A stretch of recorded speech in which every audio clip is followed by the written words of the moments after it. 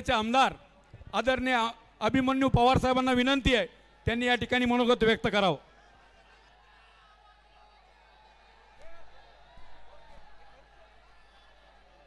संतोष देशमुखांना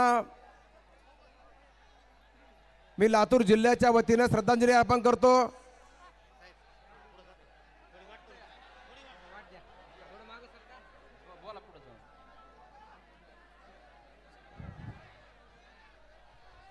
जय भवानी, जय जय जय जय जय भवानी।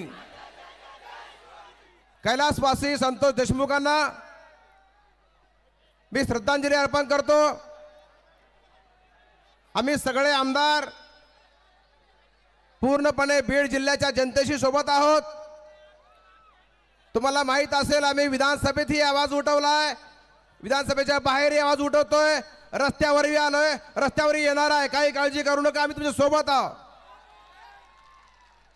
ज्या पद्धतीनं संतोषना मारलं गेलं, महाराष्ट्राच्या इतिहासामध्ये इतकी क्रूरता आजपर्यंत कधी ऐकायला वाचायलाही मिळाली नाही। इतक्या क्रूर पद्धतीनं संतोषला मारलं गेलं, तितक्याच पद्धतीनं यांनाही फासावर लटकवल्याशिवाय आम्ही गप्प बसणार नाही, हे तुम्हाला मी सांगायला आलोय। हा आक्रोश काही बीड जिल्ह्याचा नाही, हा आक्रोश संपूर्ण महाराष्ट्रातल्या कानाकोपऱ्यातला आक्रोश आहे। आणि मी या निमित्तानं सरकारमध्ये जरी असलो तरी सरकारला सांगू इच्छितो, या आरोपींना लवकरात लवकर अटक नाही झाली तर हा संपूर्ण आक्रोश महाराष्ट्रातल्या कानाकोपऱ्यात उद्या लातूरला, धाराशिवला, जालन्याला सगळीकडे जाणार आहे। आणि ज्या पद्धतीनं कोपर्डीचे मोर्चे निघाले घटनेनंतर, तसे मोर्चे महाराष्ट्रातल्या कानाकोपऱ्यात निघतील, हा इशाराही या निमित्तानं मी देणार आहे। आम्हाला संतोषच्या कुटुंबियाला न्याय मिळाला पाहिजे, हीच आमची मागणी आहे। आणि त्या मागणीसाठी मी खास लातूरवरनं आज आपल्या आक्रोश मोर्चामध्ये आलोय। या निमित्तानं सगळी मंडळी मंचावर आहे। हा मोर्चा काही कुण्या पक्षाचा नाही, कुण्या जातीचा नाही, कुण्या धर्माचा नाही, हा मोर्चा आक्रोशित पीडित जनतेचा मोर्चा आहे। आम्ही सुद्धा तेवढेच आक्रोशित आहोत जितके आपण आक्रोशित आहोत।